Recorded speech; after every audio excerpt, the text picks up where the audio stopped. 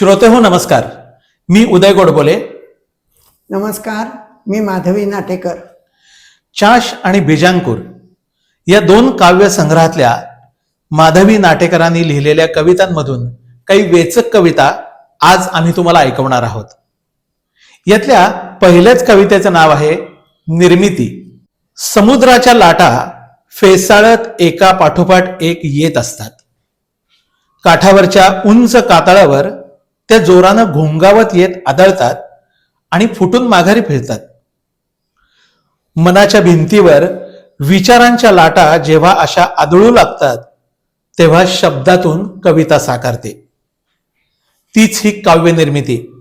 ऐकूया माधवी नाटेकर यांनी लिहिलेली ही पहिली कविता निर्मिती, जी मी आपल्यासमोर सादर करणार आहे. वेगवान लाटा जशा समुद्र काठावर येऊन धडाधड आदळतात तसेच गलबललेले विचार माझ्या मनाच्या काठावर आदळत आहेत. दिवस उगवला, मालवला, परत उजळत मावळला. अजून शांत वाटत नाही, खळबळ शांत होत नाही. ती अशांतता शब्दबद्ध करण्यासाठी शब्द आकार घेत नाहीत. कविता साच्यात बसत नाही. ही तळमळ तगमग मनाचा बांध फोडू पाहते. जीव घालमेलतो. डोळ्यांच्या कडा ओलावतात. ओठा आत उठलेले काहूर ओठाबाहेर पडत नाही. पेटलेल्या मनाचं मोहळ शांत होत नाही. कविता साकारत नाही. कविता साकारत नाही. एखाद्यावरती प्रेम जर आपल्याला व्यक्त करायचं असेल तर ते आपण कशातून व्यक्त करू शकतो? शब्दातून, स्पर्शातून, डोळ्यातून, फोनवरून आणि आता या सोशल मीडियाच्या जगात मेसेज तसंच फोटोमधून. पण पूर्वी, फार पूर्वी प्रेम व्यक्त करायची पद्धत हळूवार होती. गुलाबी कागदावर लिहिलेलं प्रेमपत्र त्यासोबत पाकिटात घालून त्यात फूल घालून सुगंधी सुंदर प्रेमाचे भाव प्रदर्शित केले जात. माधवी नाटेकर यांनी त्या काळामध्ये प्रेमपत्र ही कविता लिहिली आणि आपल्या प्रियकराला ते प्रेमपत्र दिल्यानंतर त्यांच्या ज्या भावना आहेत ते त्यांच्या कवितेतून त्या व्यक्त करतायत. मी घडी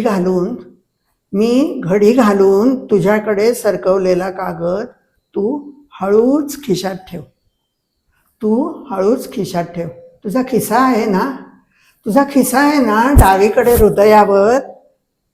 तो घडी घातलेला कागद नीटपणे तिथे ठेव. घडी घातलेला कागद नीटपणे तिथे ठेव. केव्हा तरी सवड झाली, त्याची आठवण आली तर तो घडी घातलेला कागद उलगडून वाच. त्याला कोरा कागद म्हणू नको. तो फाडून फेकून देऊ नको. ही शब्दलिपी माहीत नसली, कधी पाहिली नसलीस तर तू माझ्याकडे ये. तू माझ्याचकडे ये. कॉम्प्युटरवर अर्थ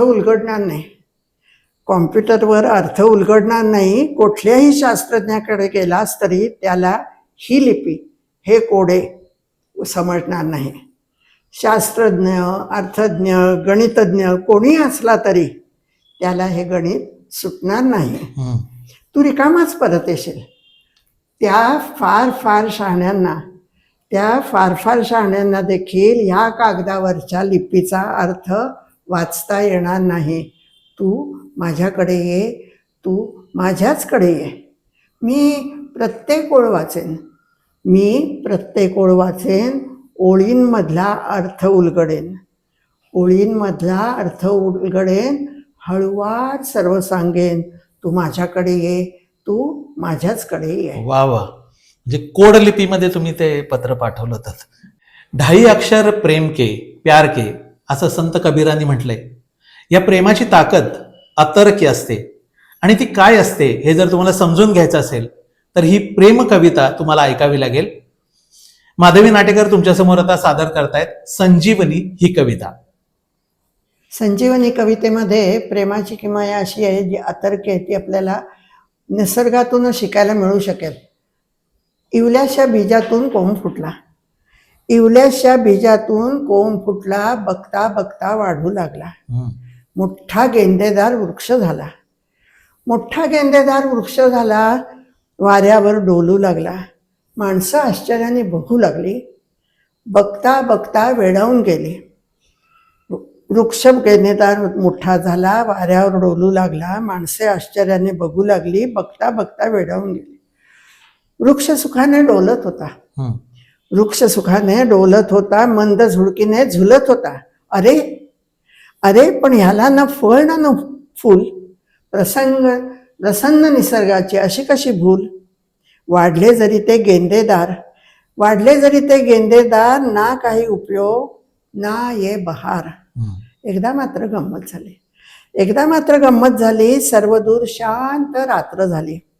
एक प्रेमी युगल तेथे आले, एक प्रेमी युगल तेथे आले, वृक्षाखाली त्या विसावले, वृक्षाखाली त्या विसावले. प्रेमाची भाषा फुलू लागली, वृक्षाची मान डोलू लागली, प्रेमाची भाषा फुलू लागली, वृक्षाची मान डोलू लागली. प्रेमाची बात हृदय ठसले, प्रेमाची बात हृदय ठसली. पहाटे वृक्षावर फुले फुलली, पहाटे वृक्षावर फुले फुलली. वा वा. म्हणजे प्रेमाची भाषा ही झाडांना सुद्धा कळते आणि त्यात फुले फुलू शकतात, ही कल्पना अतिशय सुंदर आहे. पाऊस हा ऋतू सगळ्यांचाच आवडता, निसर्गाचा आवडता, जनमानसाचा आवडता, परंतु त्यातल्या त्यात कवी लोकांचा आवडता ऋतू. आणि याच पावसामध्ये जे वातावरण धुंद होतं, त्यामध्ये कवयित्रीला कविता स्फुरली नाही तर आश्चर्य. माधवी नाटेकर आता सादर करतायत धुंद पावसात ही कविता. या कवितेला मी दुसरं नाव दिलं तृप्ती, कारण तेव्हा सगळं जग आणि माणसं त्या पावसात चिंब होऊन तृप्त होतात. या धुंद पावसात धरती भिजून गेली, या धुंद पावसात धरती भिजून गेली, न्हाऊन धरती ओली, तृष्णाच पूर्ण निवली. ग्रीष्मात रान हिरवे, आश्चर्यच आहे, वसंत ऋतू आपला ग्रीष्मात असतो. ग्रीष्मात रान हिरवे, कोकिळ बोलत आहे, पानात नृत्य भरले, मनपान डोलत आहे. ग्रीष्मात रान हिरवे, कोकिळ बोलत आहे, पानात नृत्य भरले, मनपान डोलत आहे. ढग हे भरून आले, ढग हे भरून आले, भेटीस आतुरले, सहजी सहसख्याचा निरोप आणलेले. विश्वात साद भरली, विश्वात साद भरली, ढगात हाक गेली, ती हाक ओळखीची, मनी जाऊनीच भिरली. या धुंद पावसात धरती भिजून गेली, नावून धरती ओली, तृष्णाच पूर्ण निवली. हिरवा सुगंध ओला, हिरवा सुगंध ओला, मन तृप्त करून गेला, बहावा चिंब भिजला, ग्रीष्मात ढग बरसला. मनमोर नृत्य करतो, नृत्यात ताल आहे, मनमोर नृत्य करतो, नृत्यात ताल आहे, तालात जीव माझा तुझ संग डोलत आहे. वा वा. या धुंद पावसात, या धुंद पावसात मी मोहरून आले, प्रेमात मी तुझ्या रे, मी चिंब चिंब भिजले. या धुंद पावसात मी मोहरून आले, प्रेमात मी तुझ्या रे, मी चिंब चिंब भिजले, मी चिंब चिंब भिजले, मी चिंब चिंब भिजले. माधवी नाटेकर यांनी लिहिलेल्या कविता आपण ऐकतोय. आता ह्या ज्या कविता आहेत त्या खूप पूर्वीच्या काळी लिहिल्या आहेत. आता आम्ही जी तुम्हाला कविता ऐकवणार आहोत ती 1960 साली लिहिली आहे. हे सांगण्याचं कारण म्हणजे या कवितेचं नावच कर्ज आहे. आत्ताच्या काळामध्ये कर्ज नाही असा माणूस तुम्हाला शोधूनही सापडणार नाही.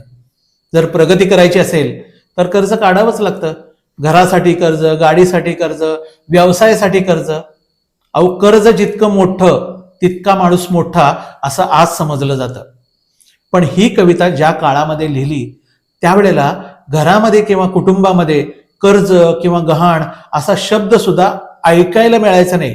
ऐकला तरी घरातली लोक म्हणायची कर्ज न काढता काय करता येत असेल तर कर. पण हे कर्ज जरा वेगळं आहे बरं का. काय आहे ऐकूया. तू मला भेटतोस, कामाची यादी देतोस.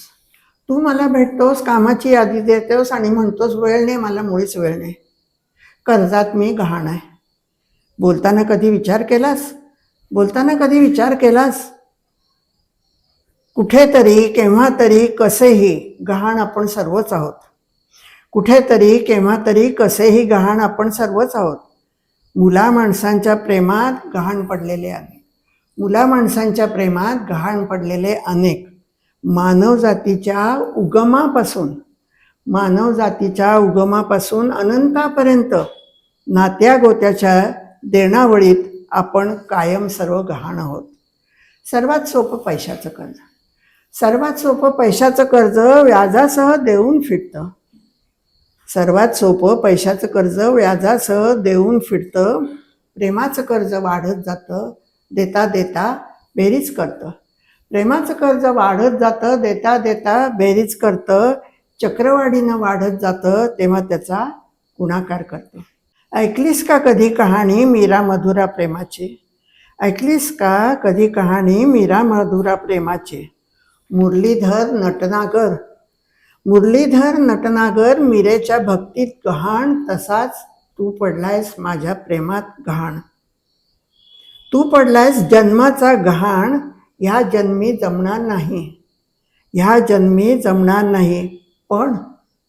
पण पुढच्या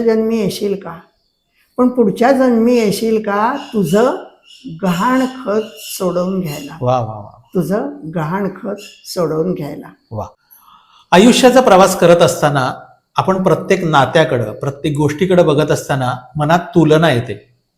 आपल्याला देवानं काहीतरी कमी दिलेलं आहे अशी भावना बऱ्याच वेळेला मनात येते.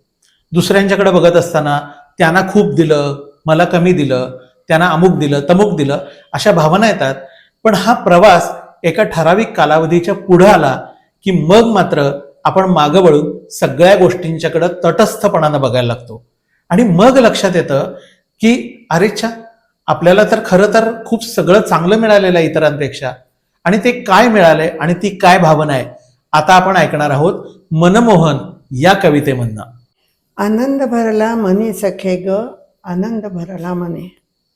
आनंद भरला मनी सखे ग, आनंद भरला मनी. सांगू कुणाच्या कानी सखे ग, आनंद भरला मनी.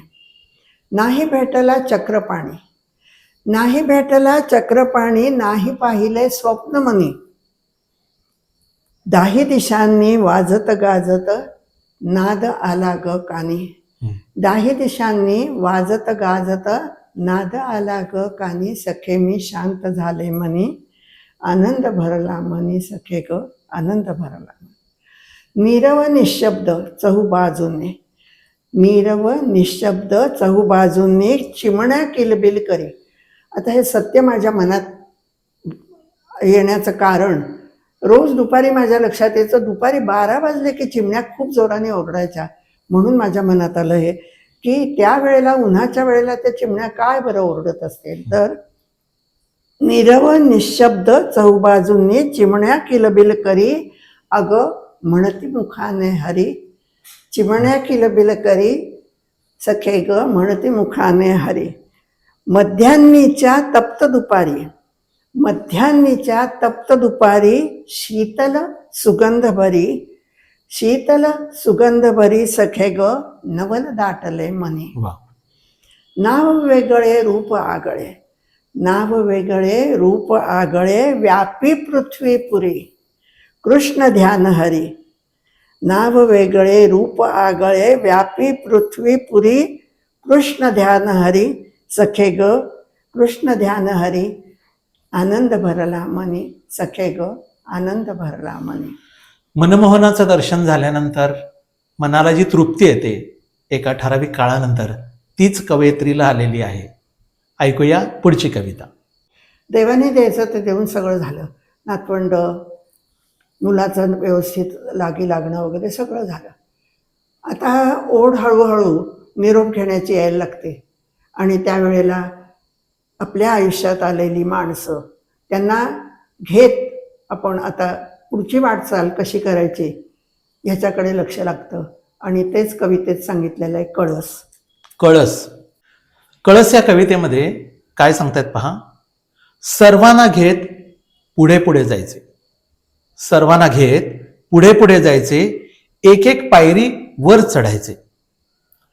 वरचे उंच टोक गाठायचे. कळसाचे दर्शन घ्यायचे. आता पुढे बघा. प्रत्येक पायरीवर नाव आठवायचे. आपल्या आयुष्यात आलेल्या माणसांचं प्रत्येक पायरीवर नाव आठवायचे. सुखदुःख जमवत वर चढायचे.